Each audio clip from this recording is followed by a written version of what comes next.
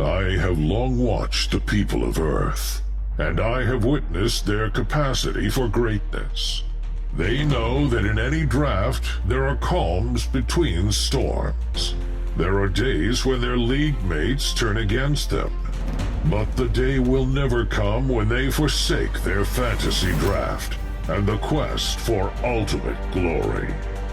Rankings, sleepers, breakouts, values. Together at last, united within the Ultimate Draft Kit. The Ultimate Draft Kit stands ready, waiting, watching, protecting, and making your opponents look like stupid, dumb idiots compared to you and your magnificently hot roster. Will you use it to build your team and win a championship?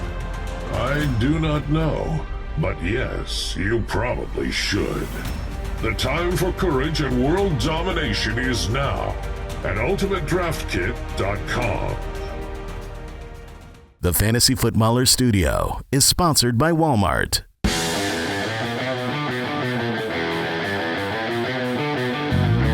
Welcome to the Fantasy Footballers Podcast with your hosts, Andy Holloway, Jason Moore, and Mike Wright.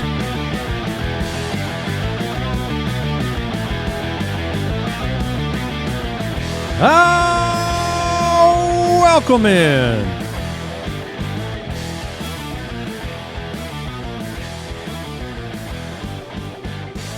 Wednesday, August 6th, the Fantasy Footballers Podcast. I'm looking at this desk in front of us, guys, and I'm seeing... What are you seeing? Who's that player you got over by you, Mike? Davante Smith? Yeah, you got Davante Smith over there. You got Patrick Mahomes over here. Yeah. The desk looks good, and then I'm like... Then there's like Julio Jones. Julio Jones is over here. Hey. Just hanging out. Respect Julio Jones. Yeah, I have to imagine that was put there because today is Kyle's day. And an all-time favorite, Julio Jones. Yeah, he's a Falcons guy. Wait, he's a Falcons guy, but he's also a Keenan Allen. We don't have a Keenan figure? No, I don't know if they made any of those. So that's I took all of them with me. Too many slot snaps. But yes, I just noticed the vintage out here today in Julio Jones. He's very special for fantasy football. Do you remember how many weeks we'd be like talking about him limping off the field? But then like how many games Pierce? did he play? Yeah, all of them. Yeah, I mean if he played 16 games, then we talked about it about 16 times. It was like LaShawn McCoy, but the wide receiver version. Yeah, but then he would go back in and dominate. Yeah. I loved Julio Jones. He was so good. We have a fun show for you today. Thank you for joining us. Thank you for following the podcast and following along this season. Shout out to the Foot Clan supporting us over at jointhefoot.com. We have a wide receiver rankings episode today.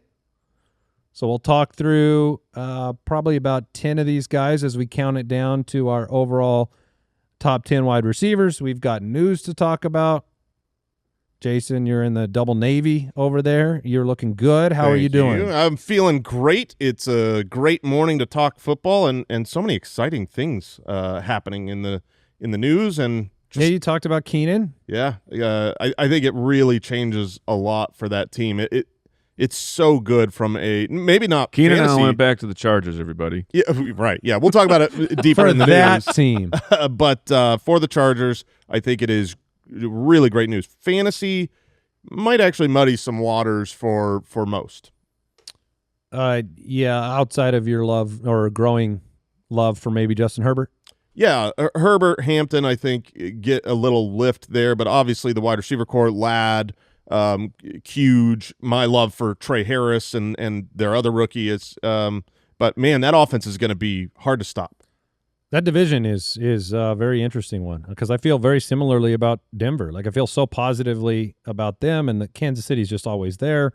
And there's a quarterback in Las Vegas now. It'll be fun. So we're talking wide receivers for the main event on today's episode.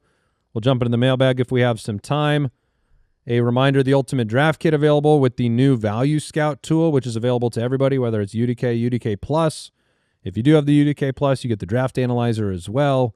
And a reminder, you can get everything, all the draft kit and all the in-season tools and resources. We launched the Ultimate Foot Clan membership last year, after 10 years of kind of separating products, we decided to create a singular, easy way for you to get everything.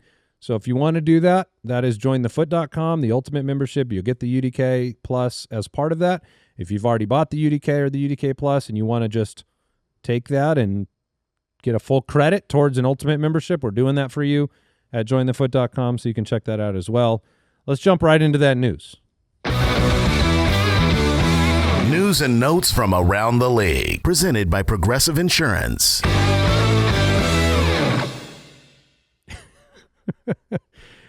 Keenan Allen is back, reuniting It happened. with the Chargers, a one-year deal worth up to $8.5 million. He is currently number 18 on the all-time receptions list.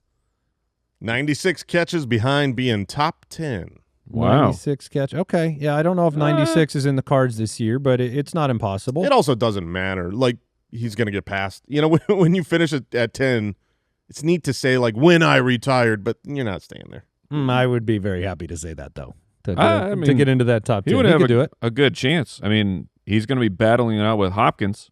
Hopkins is a couple spots above him. He's going to pass and he will Hopkins. surpass Yeah. DeAndre Hopkins. So, yeah, the second most receptions per game in NFL history. He joins a Chargers team that really, I feel like, needed a Keenan Allen, a stabilizing force in the wide receiver room. We all love Ladd McConkey, but it's also a tall task to kind of like ask Ladd McConkey to be kind of everything for your offense, and then depend upon Huge and a couple of rookies with Trey Harris. And you know, you've Lambert got Smith. Yeah, Lambert Smith, and then you have, you know, you got Disley and Conklin. Like they're just a well-rounded offense where, you know, I have such a trust in Herbert and finding the right guy. And last year, Keenan Allen was very good. Yeah, Chicago. Keenan was surprisingly good in Chicago with Caleb Williams, who had a disappointing season. And the year prior, when he was a Charger, he was, you know, unbelievably good. For fantasy, he was great with Herbert. He's obviously got that rapport. The question is going to be who's in the slot. You know, Keenan played a little bit more outside last year than what you would imagine. Ladd has been predominantly slot, but when Keenan was a Charger, he was predominantly slot. So I think they can move pieces around, but they have – I mean, Keenan is where you want him to be, will catch what you throw him the ball, just like Ladd McConkey. It's just reliable pass catchers here. And then Quentin Johnston, who is not a reliable pass catcher, but he can certainly run down the field while the defense worries about their two good wide receivers. Yeah, it's exciting for Herbert for sure. He did move up in my rankings quite a bit. Keenan Allen? Keenan moved up quite a bit. He was very low in my rankings, having no team. But yeah, I think Keenan Allen, I have him down for the second most targets on the team. I think he's going to be a relevant fantasy asset this year. Jordan Addison officially suspended 3 games. It was the expectation, 2 or 3 games. We got the official word. We still don't have the official word on Rashee Rice.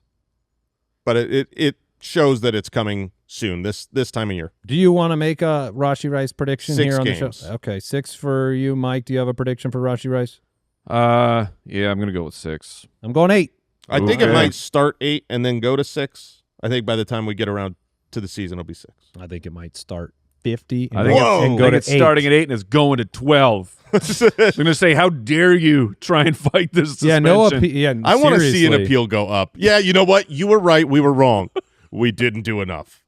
Yeah, like if you appeal certain things that you definitely admitted to doing, that's like that's like going to the parole board and being like, I'm innocent.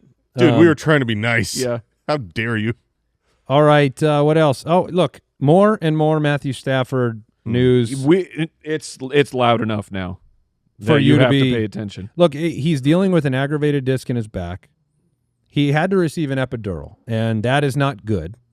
He has been managing it. They say he is going to be back for week 1. They say this is all management, right? Like that's the message going out there. But this is a really significant situation. What The camera, you were talking. You were having a great, eloquent point about Matthew you were Stafford's speaking back, so well. and then the stupid deucers put Jason on the. All of a sudden, I'm on the camera, and I was like, "What the hell am I doing on the camera?" I 100% fat fingered that button, man. I was like, Andy's riffing, man. I'm so gonna just let him do this. And this is why George Kittle was right. Yeah, George Kittle's very upset right now, and we have some smelling salts in the building, and I'm going to toss one over to Josh because We got to get on board here. Let me just. So the NFL came out. Woo! The NFL came out you're actually and going? actually banned They banned- smelling salts. Which There you go, Papa Josh. I saw it and I was like, "What NFL? What are we doing?" Go and ahead, then Josh. there were. Josh is. Oh, Whoa, Josh! You're not supposed to smell them. That gosh. I deserve that, man. Holy moly. If you go to YouTube, That's why they banned it. you went hardcore after that thing. Your eyes are Kiddo going would to be- bleed out of your ears. Kittle would be very Ride proud the of lightning, you. brother. There was more follow up on it, and they were talking about. Some other concerns, but also they were saying at least hiding it under Is it concussion related? concussion. Oh, that of makes perfect being sense. able to mask a concussion because you snap out of it. And as one, I'm very pro brain health and people keeping their brains as healthy as we possibly Pro-brain. can with this gladiator sport that they play. Big brain over I was here. like, okay, NFL, you win this time. So George Kittle said he wanted to he considered retirement when this came through because he uses smelling salts before every single drive. That can't be good for you. no, it Did cannot. you just see But Papa have you- Josh and what happened to his But brain? have you seen interviews with George Kittle? He does seem like a man that is on something. He seems like a He man needs- who's had a lot of smelling salts. All right. And he's a good time. Papa Josh is awake, and we never need him more awake. What happened? Can I circle back here? Yeah, please, Before Matthew the Stafford. camera went off of me mid-Matthew Stafford conversation, aggravated disc, management issue, the risk rating is very high. And I expected big things from the Rams offense Yeah. with Matthew Stafford. It gets really, really difficult if you take him off the field Oh, yeah. for Puka Nacua and Davante Adams because both of those guys are target monsters. Both of those guys are go-to receivers. And you put them both in an offense that's led by Jimmy Garoppolo. Let me give you a let's say you run a simulation, and let's say you put Jimmy Garoppolo as Davante Adams quarterback. Okay. Now try to run the Okay. simulation. I'm trying to Okay. picture how that could look. Yeah, just try to picture maybe I'm going to go back to a sample. go to like Of let's that- just put them on a team randomly, like the Raiders. Yeah. How did that go? There is a very particular clip of Davante Adams on the sideline using Words. not safe for word, Yeah. words and saying, I need to get out of here And then you Because add of the murder balls. because I'm getting destroyed on every play. yeah, there is an execution of the offense that Stafford can do that Jimmy Garoppolo won't be able to do, in my opinion. Now he might be fine, but I'm okay with Jimmy for a game or two, but this is now at the point where and Matthew Stafford, he has proven it time and time again. he'll play through pain. He is very, very tough and will Wonder how the play smelling through salts an and injury. Matthew Stafford were working together. Yeah, he's going to find him in the blue tent. Mm-hmm. But this is really troubling I that you actually- might have a ticking time bomb for. And Puka's a first round. Puka's super high. He's the Puka's ahead fourth. of Amon-Ra, Neighbors, Collins, Brian Thomas, London, A.J. Brown. It's scary. I would not want him over those guys if I had the fear. I love Puka so much, and I like Puka with Stafford more than those players, but today I actually moved. Usually I just do the risk rating and make sure that you know what you're getting into, right. but I actually artificially moved Puka down a few spots. I wanted him be behind Malik Neighbors and Nico Collins because I do think he carries risk that isn't his fault. Right. But if I was sitting there and I can choose Malik Neighbors, like if Malik Neighbors' quarterback goes down, he might get better. If Jameis comes in, great. Who is the number 2, by the He way? is, yeah. Jackson Dart, the number 3 on the unofficial depth chart. So, there's worry. Stafford playing 17 this year feels like a tall task. Not that it can't happen. Not that Stafford won't be there week 1, baby ready with his epidural. But, I was trying to figure out what you meant, but now I get that's it. the only time I've ever get seen it. someone get an For epidural. sure. That's to have a baby. And I will tell you what you can't do after you have an epidural. Oh, yeah. That would be play football. Yeah, walk. Like, I don't know. Look, it is concerning. He has played through pain, and this could be one of those things where, look, if he's healthy and active, you get a deal on Puka or Davante Adams. But it's just not what you want to hear this time of year. Speaking of 17 games being unlikely, Kenneth Walker. How dare you? Returned to practice. I told you he was resting. 3 days. He is rested up and ready to practice. How many games do you think he'll rest this year? I think he will rest 2 to 3 games. Okay.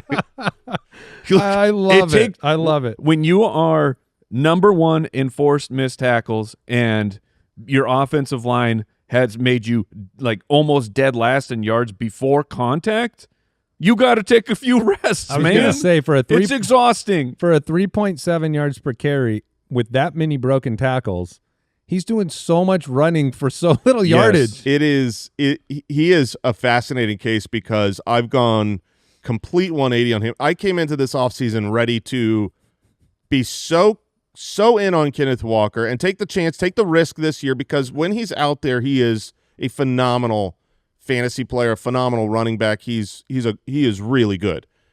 And I have gotten to the point where I'm like, I'm letting other people like okay. well, then I will happily scoop him up. You will scoop him up right behind me. The offensive line for Seattle has at least some improvements, and I think that the Cougs running system really helps an offensive line that maybe not be the strongest. Get that scheme going. Maybe. Schemes make dreams. Is that what they say, Jay? Yeah, that's what Coop says.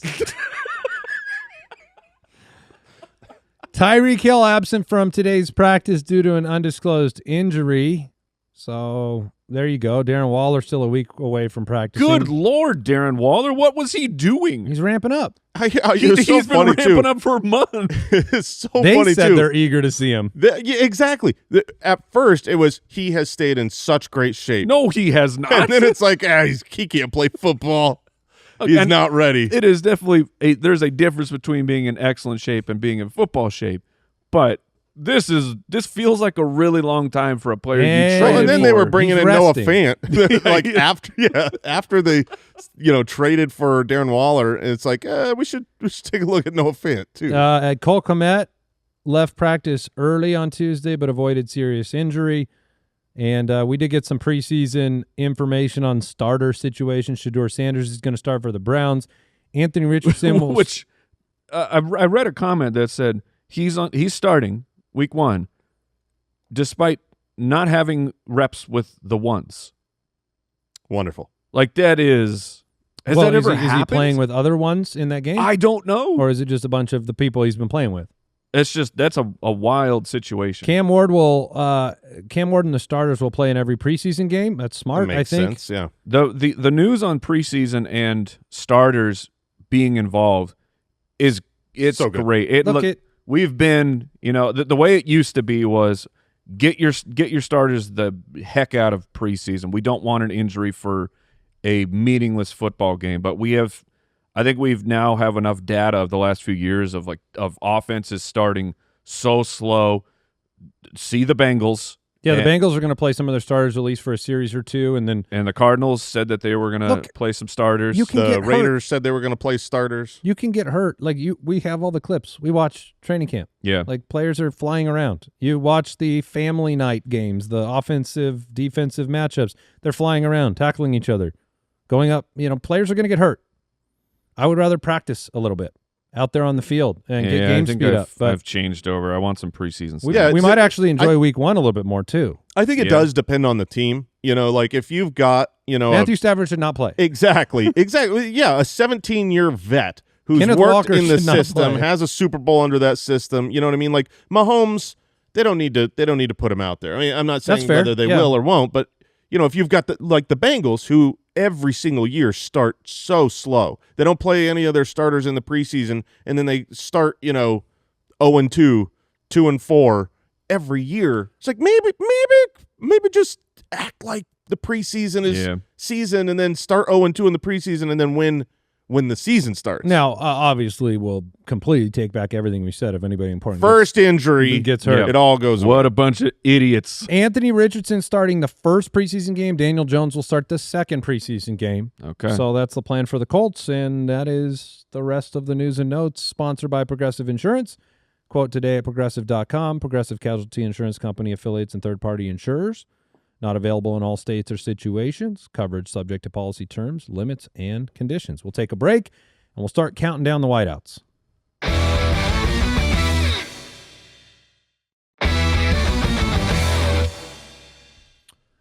All right, we are looking at the wide receiver 20 down to probably 11 today. We'll see where we get. And then we'll jump into the top 10 tomorrow. These are more interesting sometimes because more debate, more variance in rankings as opposed to more consensus with the top guys. Looking at the half PPR rankings today, it's probably a good time, Jason, to remind people about the tiered rankings and the importance of tier-based drafting because, you know, there are gaps between groups of wide receivers that really matter when you're drafting. Yeah, for sure. When we do our rankings, sometimes it's as simple as if you ended up giving someone a half touchdown more, they go up 4 or 5 spots. They're really in a group of players that all have a similar range of outcomes.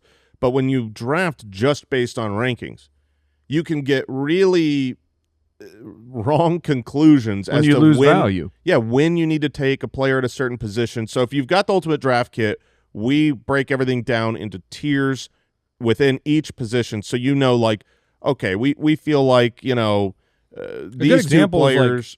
Sorry, I was just going to say, like, the gap between like wide receiver 20 and 21 last year was over 2 points per game. There are gaps like that we believe, you know, you want to be drafting a guy towards the back of a tier, not necessarily starting the next group. Yeah, you don't want to take the second guy out of a tier, or when you start a tier, you're just not getting the value there, because if you were to grab one a round or two later that are in that same tier, and then instead with that first pick have gone to the last guy at a running back, you know, tier that is about to dry up, you just end up with a far stronger roster. I was told I didn't hit this button. Wide receivers. Oh, thank God. I also recognized that I didn't hit that button. I wasn't just told. I also knew that. Well, sometimes you forget. Totally did it on purpose. All right, number 20 on our rankings, Jameson Williams. It is certainly my ranking that is pulling him up into our top 20. Me and Jay are not. I mean, I guess you guys are above. You're above ADP, yes, but we are not that far behind the rank of 20. No, I think a good thing to do. People have heard me talk about Jameson Williams this offseason. They know I'm a fan. I think it might be important as I lay some of these things out just to get specifically an opinion from you guys on what might go wrong for Jameson Williams this year, because, you know, I'm very excited. The potential, the 24-year-old, you know, speedster in this offense that has kind of committed to being more of a downfield offense this year. And you ask yourself, well, you know, Jared Goff didn't do that. He was the third lowest percentage of attempts 20-plus yards down the field. What does that mean? Well, he was good when he did it. That was the thing. He was third in fantasy points per dropback when he did throw it down the field. I can think of a couple years ago when I made Mike Evans my guy. It was part of that was on the basis of the success rate of Baker Mayfield throwing the ball down the field. He was very effective, speaking of Jared Goff, when he did do that.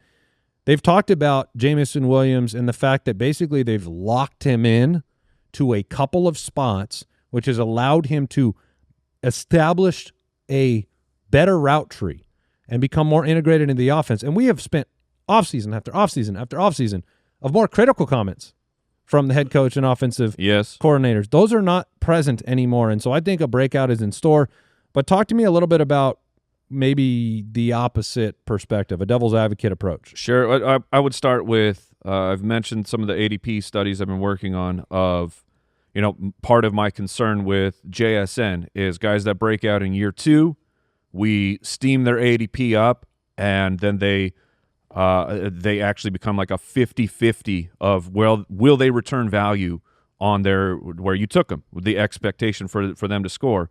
Meanwhile, guys that break out in year 3, they have them at ADP returning value to you. It's a really, really high hit rate, and I think that's a feather in the Jameson Williams cap. Exactly. So that's where I wanted to start and point that out. Of the journey of Jameson Williams is interesting. I mean, he was coming into the draft hurt. You know, he had the torn ACL. He ends up only playing 6 games. It's a tough season. Then you have the next year, and you have the gambling suspension, and then year 3, he finishes as a top 20 wide receiver. So based off his draft pedigree, and the ADP study, he becomes very, very interesting to me, and I'm in. But if you want me to play devil's advocate, that would be, I think it's pretty easy to do. Of the variables are here.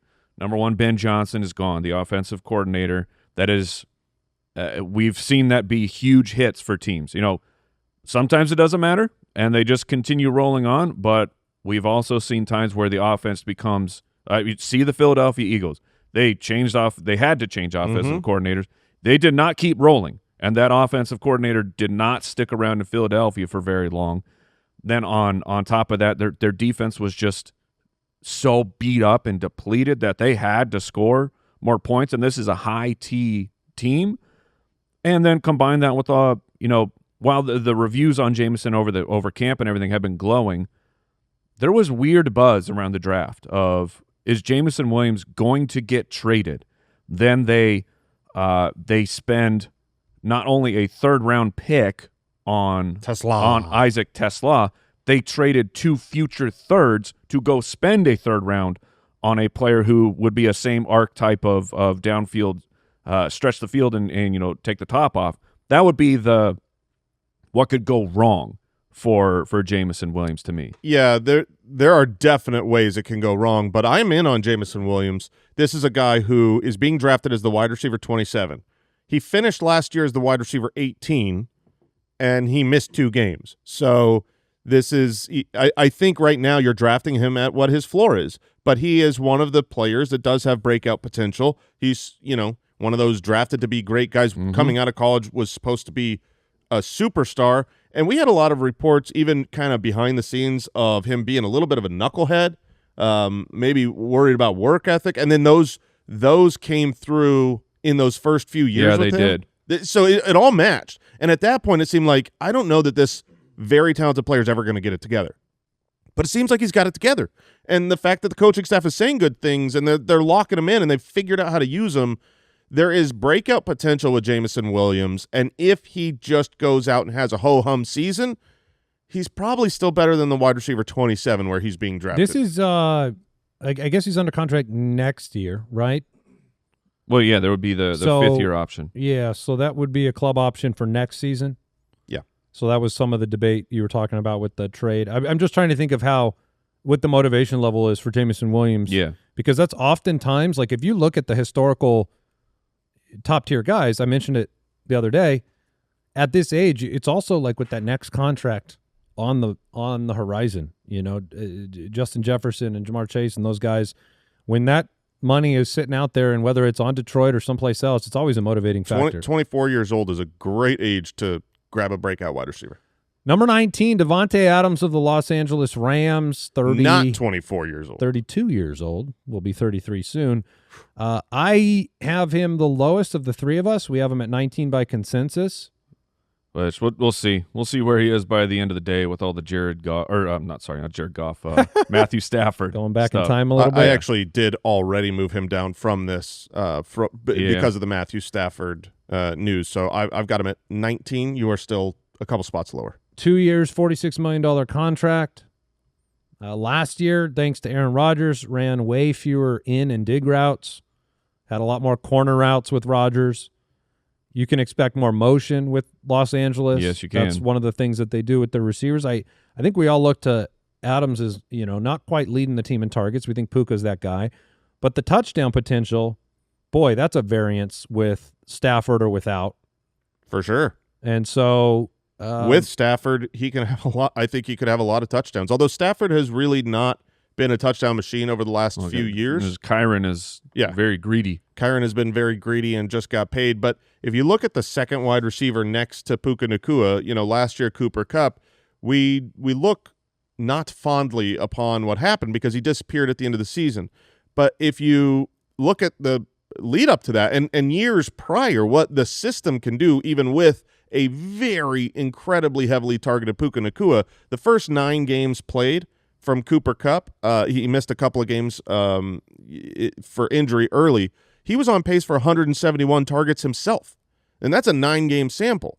So this is the opportunity for a lot of volume for Davante Adams is here, and the team went out with their transactions and believed look, we want to go from Cooper Kupp to Davante Adams. We think Cooper Kupp has lost X, Y, or Z, and we think Davante Adams has what we're looking for. Now, this is also the team that went out and paid a big bag of money for Allen Robinson. Yeah, it doesn't they mean did. that all their ideas and scouting is perfect, but if they are correct that Davante Adams still has it, and he certainly still looked like he had it last year, the role on this offense is great. And I do love him with Stafford getting into the end zone. The least amount of touchdowns he scored in the last 5 years is 8 on a season.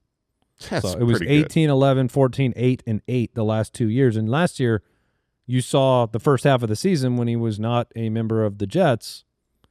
I mean, you had finishes outside the top 50 in 3 of the first 4 weeks he played with them. So you can see it can go bad. Mm-hmm. He's risky. And I think he would be – I think the mental side of, like, if Stafford wasn't available and you just decided to get out of a bad situation and go into another Jimmy Garoppolo, I can't even imagine. I just think he would just lose it. conversations. I think he'd he lose might it. just retire. Like Stafford, walk off the Stafford's field. out for the year, and he goes, "Yeah, me too." I Yeah, think I mean, I am also out for the year. Right. With the Parsons, I don't want to be here anymore. Yeah.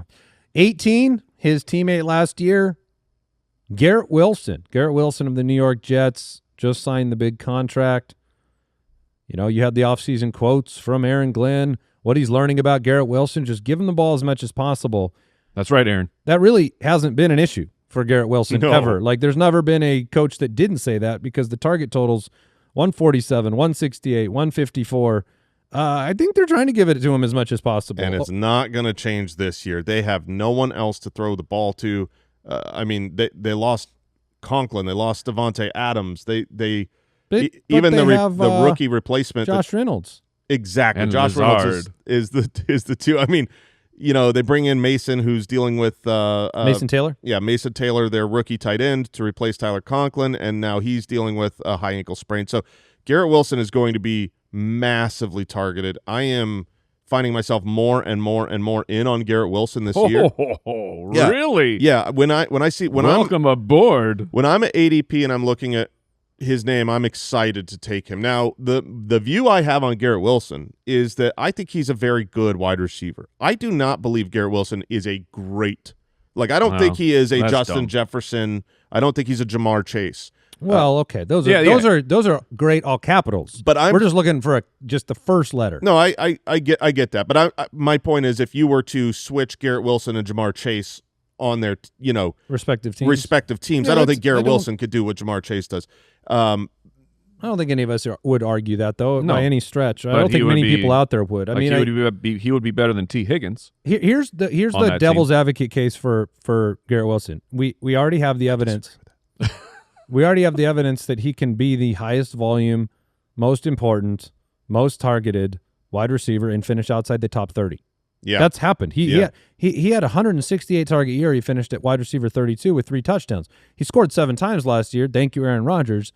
You're going to need to score like 5+ times in this offense. Otherwise, you will be disappointed in the fantasy finish. I would agree with that. And if you want to project touchdowns for him this year, Justin Fields does not project to be as good as Aaron Rodgers at that specifically. And the offense projects to be worse than it was last year without Davante Adams. And, so maybe the touchdowns aren't going to be there for him. I've got him projected for 6 touchdowns this season, which I think is a good number, but that is sadly that feels like an optimistic outcome. There's been some negative press around Justin Fields' performance in recent days in camp. There has. So also I just think he's just been so up and down as a passer in his career, so that'll be an interesting situation to watch. But we have him slotted in at 18. Yeah, we're all hoping for that DJ Moore year. I think what we don't know for sure is, just what does the Jets offense look like? They Coach Glenn brought his buddy Tanner over from Detroit, so I would imagine they're going to do their best to replicate and duplicate that, which would put him. That'll be Danny Tanner from Full House. From Full House, Yeah. yes, perfect. So I mean, I imagine it will be, pieces of that type of an offense. So do they try and Amon-Ra the role for Garrett Wilson? We don't know yet. Yeah, I do think that. I mean, there's a reason he's not in our top 10, right? I mean, we're talking about wide receiver 18. There are lots of questions, and there will be lots of targets, and we hope that translates really well. He could be a value. Right now, his ADP is the wide receiver 15 in the 3rd round. I've got him right at wide receiver 15 personally. Yeah, I was going to say, I think I have some guys that I might choose over him just on offensive optimism, but I think I get it. I think the interesting name to me is Tyreek Hill. Like Tyreek Hill or Garrett Wilson, they're very, you've got one guy where you've got to have a question about whether he's really lost it. The other guy's obviously up and coming, still young, youthful, the clear one on his team. But Tyreek has that wide receiver 1 range of outcomes still. I think that's, if he hasn't lost it, if it was the wrist last year, if Tua's got there. But how do you play? And for me, if I'm staring down that decision, I'm going the Garrett Wilson. Yeah, side. one of the things, Garrett Wilson's ADOT has dropped 3 straight years. So you're not getting that. Is very opposite of Tyreek Hill on the big plays. DK Metcalf comes in at 17.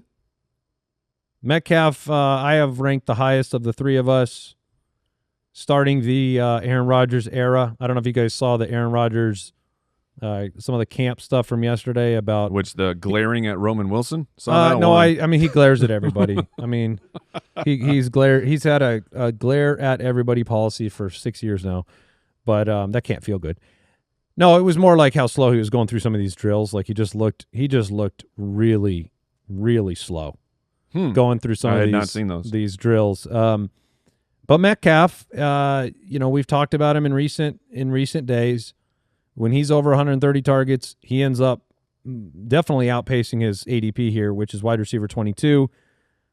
They paid him all that money. He is the alpha. He might be their wide receiver 1 through 3, and then they begin at wide receiver 4. I mean, that's kind of how it's very possible. I look at things. It's been a roller coaster in Seattle. This is a guy that's never quite lived up to the potential, in my opinion. Like, I think physically, speed-wise, this guy should have been a perennial top. Like where he started, Seattle, wide receiver 7, wide receiver 12, 2nd and 3rd season. That should have been. It feels like he should have been a Hall of Fame wide receiver. Like 100%. Go get that yellow jacket. So I don't know if it's the eating candy all day long. I don't know what it is. I'm pretty sure that's part of it. But he missed some time last year with an MCL sprain. And here we go. It was very good for Davante Adams to have Aaron Rodgers last year. It was good for Garrett Wilson, finished in the top 10 with Aaron Rodgers. I see Metcalf as a value.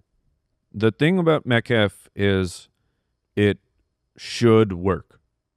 On paper, it should work. Rodgers, for how we look at how he played last year, it felt like Aaron Rodgers was not good, and the Jets were not good. But when Garrett Wilson was the wide receiver 1, Garrett Wilson was awesome for fantasy. And then Davante Adams came and took that role, and then Davante Adams was very good for fantasy football. Pittsburgh made the investment. They said, we're going to take DK over George Pickens. They trade draft capital for him. They give him the big bag of money. He's the number 1 guy for Aaron Rodgers. It should work. It's hard to get over for me. DK Metcalf just the last 3 years being a disappointment from where you drafted him. Not that wide receiver 18 or 16 is terrible by any stretch, but it's disappointing from where you drafted him. And then you have the giant bugaboo in the room of Arthur Smith. What does this offense look like? Arthur Smith has toyed with our emotions for several years of having what we consider to be elite fantasy football players, and those guys just don't come through. Like Bijan didn't come through until Arthur was gone. Drake London didn't come through until Arthur was gone. So I have these concerns about where he is going I guess the price isn't too bad. He's in the 5th. I have concerns overall with the situation and the profile. It's really hard for me to see how it goes poorly for DK Metcalf. Matthew Stafford hasn't been a great fantasy asset in years, but he makes wide receivers unbelievable. Aaron Rodgers does not have to be a great fantasy asset on his own for him to hyper-target DK Metcalf and have him be fantastic. I mean, the touchdown totals that we were just talking about that came through for Davante Adams or for Garrett Wilson last year, those came from Aaron Rodgers. This is a team where I mean, DK Metcalf, who is he competing against? Like you said, Calvin Austin, Robert Woods. No, he's competing against 4 tight ends starting on a single play. Roman Wilson, Ben Scarone. Ooh. I mean, it's going to be the DK Metcalf show. He'll have 140 targets, and they will be decent targets. Yeah. And the thing for what I'm talking about with Arthur is like, if you guys haven't seen, the heat maps of the types of routes that these guys are running, like number ones. And look, George Pickens was the number 1 guy for the Steelers. And you look at how bland and unoriginal the routes were for George Pickens versus other number 1 wide receivers. It's concerning. Aaron Rodgers is never going to accept. Like, I was genuinely, literally about to say the same thing. That's your coach. That's your offensive coordinator. 100%. This is one of those, he's not dealing with Desmond Ritter where he can make him do whatever or try to protect, Russell Wilson last year. Yeah, and hide Justin Fields. This is Aaron Rodgers is going to go out there, and I think maybe in the beginning he's going to give it a shot. See what Arthur's plan is, and then he's going to throw that in the garbage if he doesn't like it. Be like, all right, DK, here's what you're actually running. And I understand. Last year there were expectations for George Pickens that weren't met, but I'm with Jason on that one. I do not like Arthur Smith though, if that's important to the equation. Dude, I love Caleb Johnson so much. And every time I think about like how much I love Caleb Johnson, Arthur's just sitting on my shoulder going, Number 2. And for everything negative that I just said about DK Metcalf, I have him ranked above his ADP. So nope, you don't get out. You don't get out of it. Sorry, I'm just saying I guess the price is acceptable. All right, we'll take a break and then we got to come back and talk about another player impacted by a recent signing. This episode is brought to you by Prize Picks. Preseason football is underway. College football is just starting, but you can already make season-long more or less picks for the 2025 season on Prize Picks. Get your picks in before Week 1 kicks off. Prize Picks is so simple to play. You pick more or less on 2 to 6 player stat projections. If you get the picks right, you can cash in and win up to 2,000 times your money. Prize Picks is also available in California, Texas, Georgia, more than 30 states, and they put their members first. All withdrawals are fast, safe, and secure. I was looking this morning. Right now, I see Josh Allen, he's set at 27.5 more or less passing touchdowns. It's been 6 years since he hasn't done that, so yeah, more. Download the app today. Use the code FOOTBALLERS to get $50 in lineups after you play your first $5 lineup. That's code FOOTBALLERS to get $50 in lineups after you play your first $5 lineup. Prize Picks. Run your game. This is an ad by BetterHelp. These days, it feels like there's advice for everything. We talk about this all the time. You look at the reels and all the social media. You got the cold plunges, gratitude journals, screen detoxes. But the problem is you don't know what actually works. And the internet is full of information overload about mental health, about wellness, and it's hard to know what will actually make a difference, what's true. And so you got to take action, but you don't know how. You want to use trusted resources, and BetterHelp has live therapists that can get you personalized recommendations and help you break through all of that noise. With over 30,000 therapists worldwide, BetterHelp is the world's largest online therapy platform, having served over 5 million people globally. And it's very convenient. You can join a session with a therapist at the click of a button, and you can switch therapists at any time. As the largest online therapy provider in the world, BetterHelp can provide access to mental health professionals with a diverse variety of expertise. Talk it out with BetterHelp. Our listeners get 10% off their first month at betterhelp.com/footballers. That's betterhelp.com/footballers. Ladd McConkey comes in at number 16 on our wide receiver rankings. Wow, did you guys nerf him that much, or did you just have him that low the whole time? No. This was moved down from the... Wow. Jason had him moved a lot more. I had him at 16 before the move. He's at 18 for me after the move with Keenan Allen, and that is... Look, McConkey's awesome. Yeah, he's a great player. The offense, though, and the priority of this team is going to be to run the football, to run it well, to be willing to throw it to whoever's open, and there's more players involved now than there were at the end of last year. And I just don't see McConkey scoring double-digit touchdowns. So it's not like my projection for him is like he's the target leader on the entire team. I have him as the target leader as well. I mean, I have him with very similar numbers that he had last year, more completions in total because he didn't play a full 17-game season last year. But Keenan Allen is a target monster. I mean, he had a ton last year. 121 targets in Chicago, missing 2 games with an injury.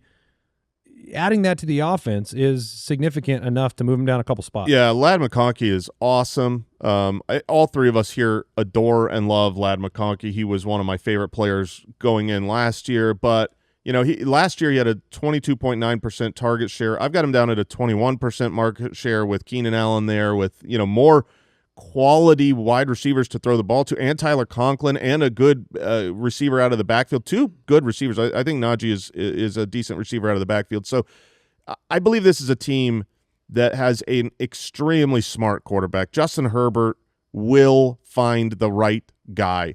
I don't think he's going to hyper target anyone. I think he's going to spread the ball around, and he's got a lot of targets to go to now. So I really like Ladd. I like his talent. I love this offense. But he did move down quite a bit for me, just from a reality of he can't unless Keenan goes down or something happens, he can't be up there at 28% of the team's target. I just can't imagine that being his type of season with what this team wants to do and what I believe their personnel allows them to be capable of doing. Sure. I don't have Ladd anywhere near that type of a target share, but I still have him. I moved him down, I think, a spot. Like, I still have him inside my top 12. He's at number 10 currently for me. As great as, I think Keenan still has things to offer, but a rising superstar in year 2 who broke out massively in year 1, including a dominant playoff game. Like, that matters to me. If you can go out on the biggest stage in your first ever playoff game and be a huge part of the offense, I'm not going to let a 33-year-old Keenan Allen stop me from drafting Ladd McConkey. When you're saying Herbert's going to find the right guy, I think the right guy is still Ladd McConkey. Like, I think that Ladd can operate on anywhere on the football field, just with his instincts and his football IQ and toughness. So I'm still drafting him. His ADP is very high. It's wide receiver 11. So Jason and I are the outlier there. His ADP, ADP will adjust. Yeah, his ADP is established before the news this morning of the Keenan Allen signing. So. I don't think it goes down too much. But so, like, I told you this morning, Jay, I barely moved Ladd in response to the Keenan thing. So he went from wide receiver 15 to 20 for me. Yeah, I mean, I agree that it's not that significant for Ladd. It's just a matter of how much, you add 2 talented rookie wide receivers, you add Keenan Allen, you've got a running game. I just think the dependency is not going to go up on Ladd McConkey, so I think he's about where he was last year. He was 15th in points per game last season, obviously ramped up in the second half, where he was the wide receiver 8 in fantasy overall. We saw an adjustment on Herbert's passing percentages. Is that the plan, or is that a result of that's a big question, of J.K. Dobbins' efficiency dipping into the 2.9 yards per carry range in the second half of the season? That is I certainly think that is part of it. They weren't able to run the ball, and so they said, well, we can throw the ball with Herbert. With Najee and Omarion Hampton, I think they're going to be able to run the ball. Their defense has been improved. So this really comes down to, ironically, Justin Herbert's passing attempts. Like, we're talking about what's the target share. Does. It really does. I've got him at 21% target share. Maybe he goes to 23% target share. But what share of what? Are they going to be able to run the ball as much as they want to and not throw it? TBD. But, like you said, Ladd was wide receiver 15 in points per game last year, adding Keenan, adding a couple solid wide receivers, and adding Tyler Conklin. I think the ball gets spread around just a bit more. And number 15, Tyreek Hill of the Miami Dolphins, the great will he return to form question. He was not good last year. I mean, we've talked about it a lot this offseason, but only 2 games of 20-plus fantasy points. You couldn't start him with confidence, even when Tua was back. The big plays were not there. He had more snaps last year, half the yards. So, there was a wrist injury. That's bad math. There was a surgery and a wrist injury. there were a lot of changes to the offense that didn't look right. I talked about this yesterday. I'm worried about the Dolphins being that team that if it tips the wrong way early on, is Mike McDaniel's going to be there long term? And now you've got another injury. We heard this morning about Tyreek Hill. I also really like Jalen Waddle this year. Mm-hmm. The camp reports around Jalen Waddle are very positive. No, I hear what you're saying. I was a year too early. You might have been. I did joke with Jason yesterday. I was like, man, my guy Jalen Waddle for Mike a second time in a row. So, where are you with Tyreek and his Tyreek ADP? is someone you just have to make your call on whether, because I don't think there's a world where at his ADP is where he finishes. Right now he's being drafted as the wide receiver 13. He's either great and you're getting a steal at wide receiver 13, or he is more done than, what you saw last year. In 211 more snaps, he had 840 fewer yards. He wasn't good for your team. What was he, wide receiver 20-something last year? So he's, another year older.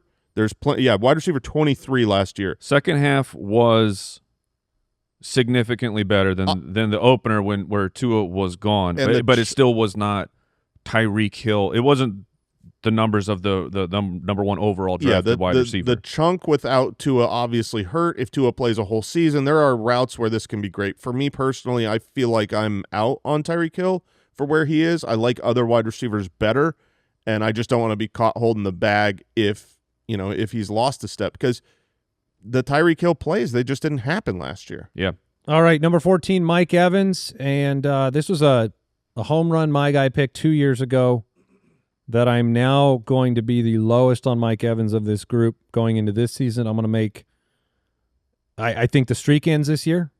Whoa. I don't think Mike Evans gets to 1,000 receiving yards. I think this is the beginning of the end for Mike Evans. Wow. The touchdowns, those will be there. I'm fine with that, but I do think you're going to start to see the decline, and I think that's part of their plan in drafting Egbuka, in giving the money to Godwin. Jalen McMillan is still going to be involved. So Mike Evans comes in at 14, but I got him at 19, which, Jason, you're ahead of ADP. I've got him at wide receiver 12. He is a wide receiver 1 to me, which he finished last year despite missing 3 games. So where do you weigh in, Mike, in comparison? I was going to pass it off to Jason because I am closer to your side, Andy, of, when the season opened, we have to find out what this new offense looks like, because to start last year, if you had taken Mike Evans and then watched Chris Godwin be drafted many rounds later, you were very upset with yourself because Godwin was the one who was absolutely on fire. Mike Evans was really not great for your team, and then it was after the Godwin injury, then they start force feeding Mike Evans all those targets. So with an emergence of McMillan and then Egbuka, who I'm with Andy of, I really, really like Egbuka, especially at his ADP. How do you see Mike Evans, how do you see the offense shaking out? I think Mike Evans is the clear and inarguable number 1 for this team, with Godwin starting late, with Egbuka being a rookie. I mean, 2 years ago when Mike Evans was the wide receiver 5 in fantasy football, he scored 14.3 fantasy points per game. He scored more last year. He scored 14.5. He was on pace for over 1,200 yards. I know he barely got to the 1,000. That's because he missed 3 games. Isn't there a correlation to your criticism of Baker's outlier season, though, and expectations for Evans's points per game? That's probably on the touchdown side. So if you're saying that you think the touchdowns will definitely be there for him, then that doesn't correlate there. To me, Mike Evans is locked in as a top 15 wide receiver. Barring injury, I don't see how it doesn't happen. Baker is a good quarterback. This system is locked in. He knows his role. He's going to get his targets. Now, he's not a volume guy. He's not a PPR guy. If you're in a full PPR league, he takes a slight hit there versus a half PPR league. The consistency might not always be there. Even years ago when you were calling, 2 years ago, that wide receiver 5 finish where he was a my guy for you, the year prior, he had a little bit more of a down year, and it came very inconsistently. So, I don't look at where he's going in drafts and think that the price is too high. He's wide receiver 18 right now in average draft position. I personally think he beats that, and I we'll make a bet on that streak of 1,000-yard seasons if you want to put that on the board. Water bet. Okay. Sounds good. So do you think he's lost a step? Like, did you see something in film that made you believe the beginning of the end is here? When you catch 70-something passes a year and you add these other weapons that are just, better PPR options. I mean, part of last year's resurgence was the absence of Chris Godwin for half of the year. So, he's at that age too. Like, you can't just keep doing what you're doing. I think he's entering the Larry Fitzgerald late career arc. And if he happens to be at 8 touchdowns with his volume, I think you're going to be disappointed. But we have a difference of opinion there. Sure. JSN comes in at 13. Talked about him extensively yesterday. So if you want to hear the bull case of JSN, or as some of you did, just vehemently disagree with me on every front and share that with us, you can. That was on yesterday's Ice and Fire episode. 23 years old, the wide receiver 10 last year, being drafted at the wide receiver 12. He's, you talk about those second-year guys, Mike, where their ADP is steamed up too high. I don't know if that's happening with JSN. He's going as the 12th wide receiver off the board. Right, but I mean, at least in proportion to where he finished, it's not outlandish. Like, we're not Bucky Irving this thing. Sure, where we're like he's not the projecting 5th guy to go up to 5 or 4 Sure. or something like that. I just think that this is one of those situations you can mirror it to New York if you want, to the Jets. And, there's JSN and everybody else, and there's Garrett Wilson and everybody else. I think Torrey Horton's going to end up being the wide receiver 3 there. Got a rookie at tight end. We've got Cooper Kupp on his last legs. I just have the confidence that the volume's going to be there, and that's why I have him ranked at 10 overall. You guys have him slightly lower, but I don't think there's huge differences of opinion here. No, I'm not completely out on JSN. I just, at that 304, wide receiver 12, I'd prefer a couple other guys. At 12 overall, Marvin Harrison Jr. comes in at 12. His ADP is wide receiver 16, so we're homers. Is the I think is the expected refrain to hear. So we're slightly above ADP on Marvin Harrison. Is this a palatable draft price for Marvin Harrison going into his sophomore year after an up and down rookie season? Yeah, I think this is, he's being drafted as a mid-level wide receiver 2, and it's much better. He's being drafted higher than he finished last year when he finished as the wide receiver 28. So you got to pay a little bit, but if he has that breakout season, you're still getting a steal. He put on a lot of weight in the offseason, and it looks good how he's using it in camp. Lots of highlights of him dominating, going up, grabbing, contested catches. So does it happen? We know that Kyler can support a true wide receiver 1. Yes, we do. When he's had it with DeAndre Hopkins. The question is, will the Cardinals defense get better? Their run game, will they slow it down? Will they try to take the ball out of Kyler's hands a little bit more? The nice thing, Marvin doesn't have a lot of target competition. You've got Trey McBride and Marvin Harrison, and then a bunch of we're very consolidated. Schlubs. I mean, it's hopefully it's very Kansas City Chiefs, where it's Tyreek and it's Travis Kelce, and you just don't have to worry about anybody else. Yeah, that's what you're banking on, but it is a projection. He was really inconsistent. When he scored a touchdown last year, awesome.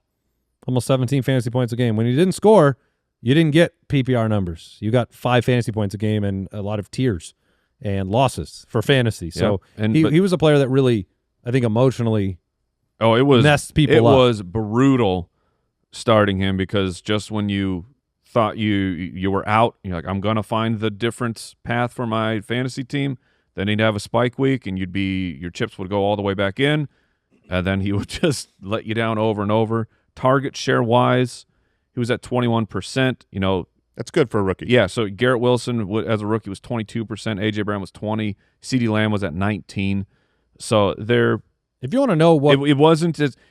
It wasn't as disappointing. We've said this all offseason. His year in totality of nearly 900 yards and 8 receiving touchdowns is not a bad rookie year. It's a bad rookie year for a player where the expectation was I think he was going in the second round. He was drafted at the 1-2 turn. He was Yeah. like a first rounder or second rounder, depending on which league you were in. You talk about target share. I'm most concerned with the way they were using him and where those targets on the field were. If you want to look at the film and you want to look at what Marvin Harrison struggled with, 69% of his targets were 10-plus yards down the field. You look at Neighbors and Brian Thomas Jr., those were under 50% for both those guys. They were, lower probability targets. That's why you see variance. That's why you see 10 games of 4.7 fantasy points a game when you don't score. You do. You need the layups, Mike. You need the slant routes. You need the outs. And to be honest, that's where you can look at his performance and say that was not what you expected from a top 5 pick. He wasn't physical enough. Mm-hmm. He couldn't get off the line of scrimmage sometimes. He couldn't win the 50-50 balls, and he wasn't being used because he couldn't do that. So that has to change. Yeah, and he has changed his body to change that. He has worked hard. This is not a guy resting on his laurels or his draft, capital. His rookie season is so close to identical to DK Metcalf's rookie season. Near the same targets, near the same receptions, near the same yards, near the same receiving touchdowns, and near the same fantasy finish. The year 2 for DK Metcalf, he went from the wide receiver 32 to the wide receiver 7, and that was based on more downfield winning, more touchdowns. And if you look at a guy who could go into year 2 with touchdown prowess, getting double digits, that's in the range of outcomes for Marv. T. Higgins comes in at number 11, the last name we'll talk about today. I have him at 16, Jason at 11 on the dot, which is where he is here today. Mike at 12, ADP is wide receiver 14. And, we've been around the block with T. Higgins several times, right? We've had him. Mike has grabbed his hand and taken a stroll with T. Higgins season after season. Mm-hmm. There's a lot to like about T. Higgins. It's strange because he is also a player where the per-game metrics, the per-route metrics, all that stuff looks amazing. Mm-hmm. But when you just don't look at games played. Yeah, when you get to the end of the year and the fantasy finish, we never get to say he's inside the top 15. But maybe that can change. You have the most efficient quarterback in football in Joe Burrow. You've got Jamar Chase soaking up coverage on the other side. I mean, this is the best tandem in football. It's just a little bit hairy in the middle of the third round, just making that call, making that decision. There are other players to choose from, right? We're not sitting there where he's some super value. No.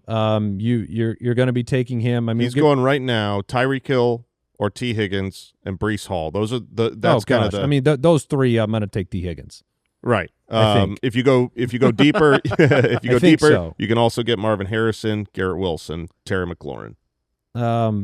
Yeah. So when I look at that, I think you cheated on that one because if you say Breece Hall's name around anybody, I'm not going to choose. Yeah, Right. it has some stank. When I look at that, I'm fine with T. Higgins there. I've taken him in a lot of mock drafts.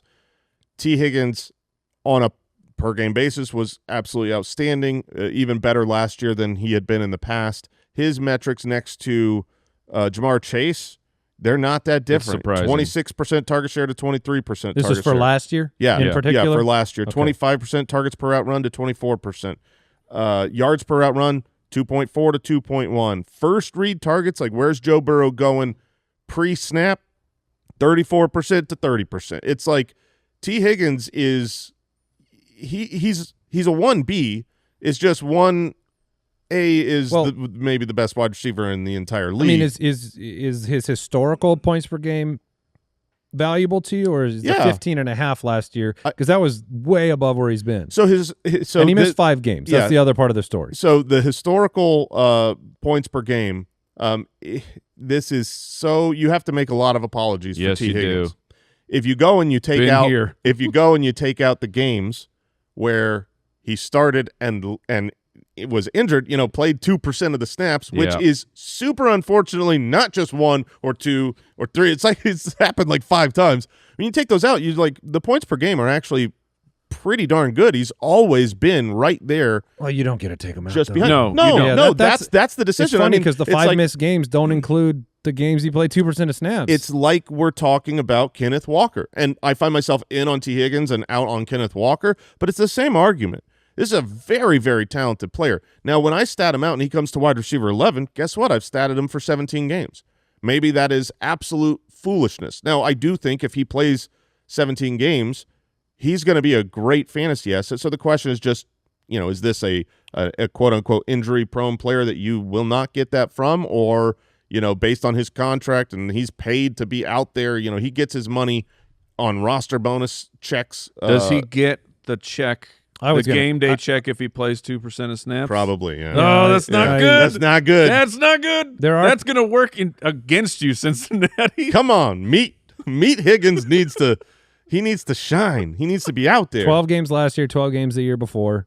That is the story. We need healthy meat. There are a handful of players you don't have to take if you don't want to take them, because you just don't want to go through that experience again, and that's totally fine. Yeah. He's not, like I said, he's not a super discount. This is not some place where like all of that is being baked in, because he had such a great points per game season, and he's got such a great quarterback and a need to throw the football. I think he came out and he's got a 100 catch target on the year, and he's always been more of the Mike Evans. His career high in receptions in a year is 74. And he's done that like 3 times, 74, 74, 73. That's about where he normally ends up. Yeah, so imagine 17 games. Impossible. Impossible. Yeah. He probably doesn't. If you asked T. Higgins how many games are in a season, I don't know if he knows the answer. Yeah. I don't know if he could answer you with he'd be like, I have no idea. 12? It is very common year after year after year for teams to have 2 top 24 wide receivers, and for teams to have 2 top 12 wide receivers. Like when you have a good offense and a great quarterback, it is not uncommon for 2 wide receivers to be in the top 12, and that's kind of how I see it. If any offense could do that, which is common, it would be the Cincinnati Bengals with a bad defense and Joe Burrow. All right, tomorrow we're going to count down the top 10 fantasy wide receivers. We've got a mock draft episode on the way as well. We've got running back rankings to get into, our top 10 tips and tricks, and the My Guys. We'll lock those in. We'll share them with you very, very soon. I think that's on the docket for next week. Check out the Ultimate Draft Kit at ultimatedraftkit.com. I think Jason just found out that the My Guys. Next week? Yeah, it's next because you're not locked in on yours. Oh, man. Yeah. Next meet. Okay. All right. Thank you for joining us today. Shout out to the Deucers minus Josh, and we'll catch you on tomorrow's episode. Goodbye. Let me give me that smelling salt. Where's that smelling salt? Josh has it. Thank you for listening to another episode of the Fantasy Footballers Podcast. Join our fantasy football community on jointhefoot.com and follow us on Twitter @TheFFBallers.